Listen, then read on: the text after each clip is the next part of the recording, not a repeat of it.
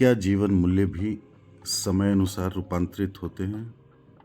सत्यानंद, समय में जो पैदा होता है वह अनिवार्य रूप से रूपांतरित होता है। जीवन मूल्य भी समय की उत्पत्ति है, उपज है।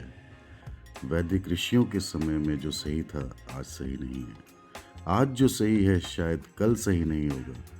रोज जागरूकता से देखते रहना जरूरी है कि समय की धारा जब बदले तो हम भी बदलें। लेकिन हम कल में जीते हैं और अस्तित्व सदा आज है। हम होते हैं कल में, बीते कल में, और अस्तित्व है आज। हमारा तालमेल टूट जाता है, इससे महा दुख पैदा होता है, इससे नरक निर्मित हो जाता है, क्योंकि हम हमेशा चूकते चले जाते हैं। वर्तमान में संबंध ना हो पाए तो परमात्मा से भी संबंध हो नहीं सकता, क्योंकि वर्तमान परमात्मा है और हम रहते हैं अतीत में।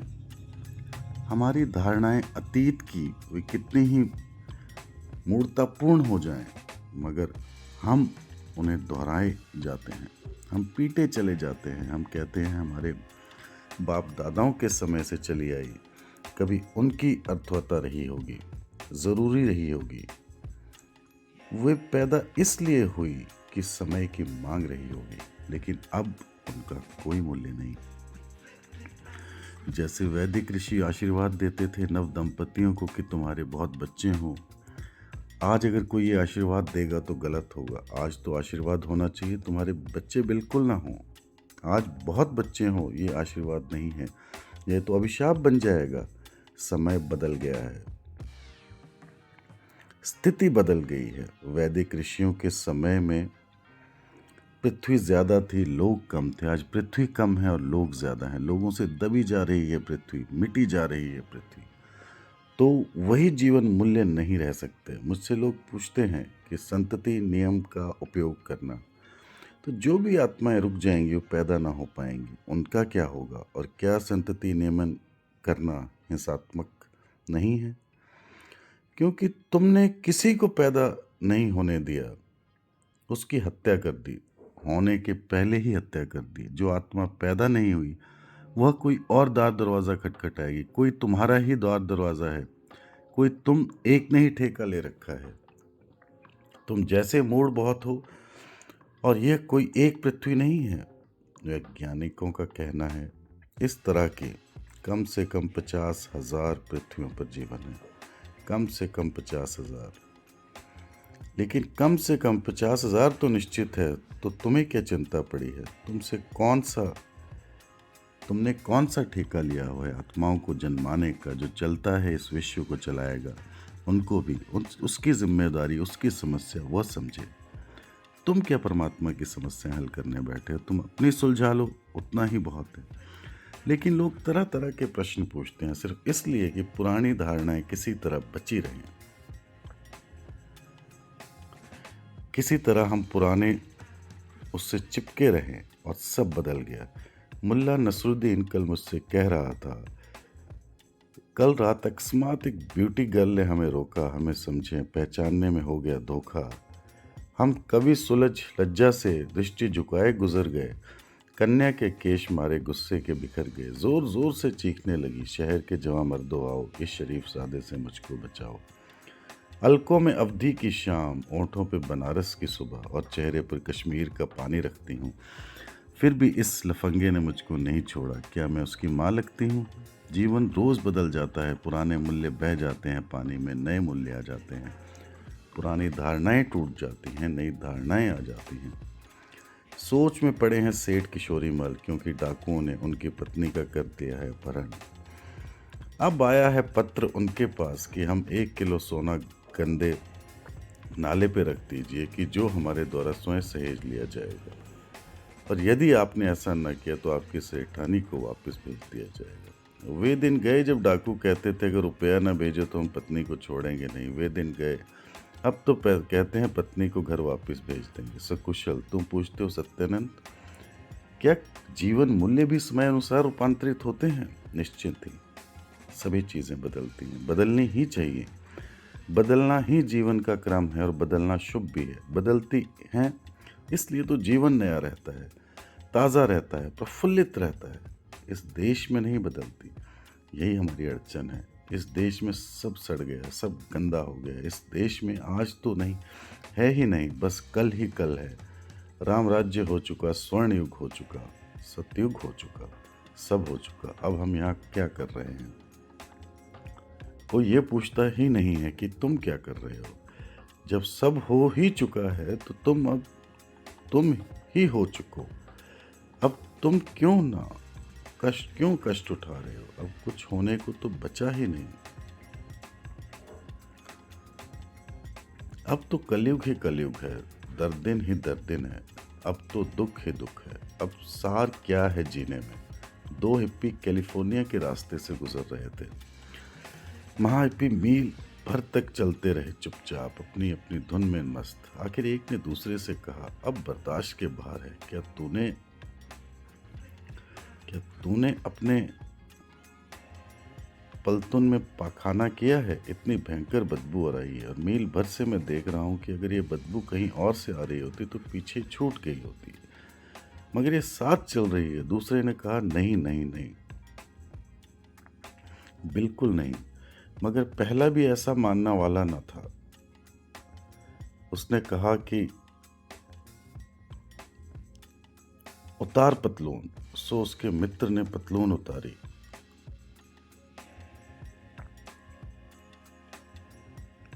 पतलून उतारते ही वो दूसरा चिल्लाया कि देख के मैं क्या कहता था और तू क्या कहता है कि नहीं नहीं, तूने पखाना किया है। ये क्या हो रहा है? दूसरे ने कहा, मैंने समझा भाई तुम पूछ रहे हो कि आज नहीं किया।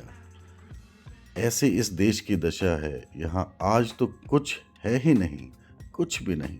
सब कल हो चुका है। बस उसको ढोते रहो। मुर्दा लाशों को सड़ गई हैं, बांस उठ रही है, मगर बड़ी प्यारी हैं। अपनों की हैं और सदियों से पूजी गई हैं। सम्मान सत्कार होता रहा है। जो सजाए रहो, संवारे रहो। बाप दादे भी यही कहते रहे, तुम भी यही करते हो। हमने कुछ भी बदलना नहीं चाहते। महावीर ने कहा था अपने मुनियों को कि नंगे पैर चलना कहने का कारण था क्योंकि उस समय जूते बनते थे, वे सिर्फ चमड़े के बनते थे। और चमड़ा तो हिंसा होगी, पशु मारे जाएंगे। तो ठीक था, अपने जूतों के लिए पशुओं का क्या करना।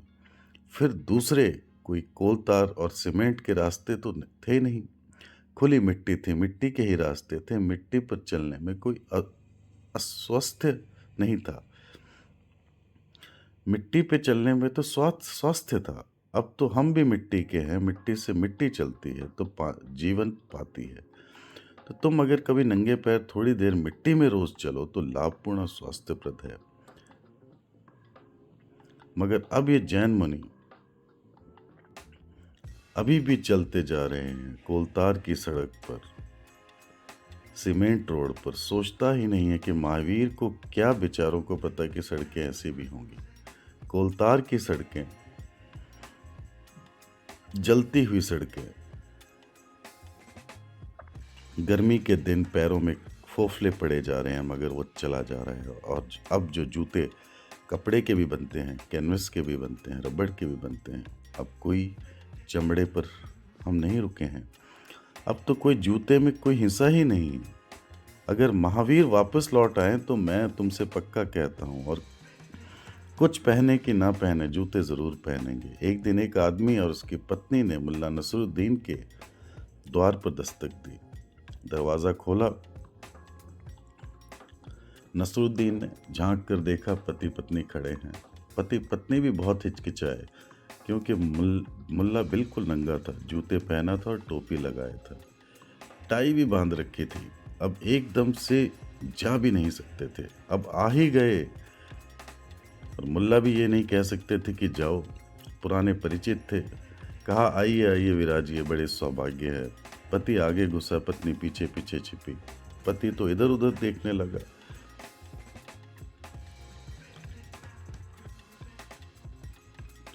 अब क्या क्या कहें क्या ना कहें, कुछ सोच कर भी आया था जिसे काम से, और एकदम भूल गया। ये नंग धड़ंग आदमी और बिल्कुल नंगा होता तो भी ठीक था। ये सिर पर टोप लगाए और जूते भी पहने हैं और टाई भी बांधे है और बाकी सब चीज़ें नदारद, असली चीज़ें नदारद। मगर पत्नी से रहा ना गया। पत्नी ने कहा, मुल्ला जी मैं क्या आपसे पूछ सकती हूँ कि आप नंगे क्यों बैठे हैं? मुल्ला जी ने कहा कि भाई इस समय मुझे कोई मिलने आता ही नहीं, ये मेरी फुर्सत का समय है, विश्राम का समय है। सो घर में कोई है ही नहीं, तो अकेला अपने मस्त नग्न बैठता हूँ, आराम करता हूँ। अब दिन भर कसे बेल्ट बांधे हुए, पेट बांधे हुए, जैकेट पहने हुए,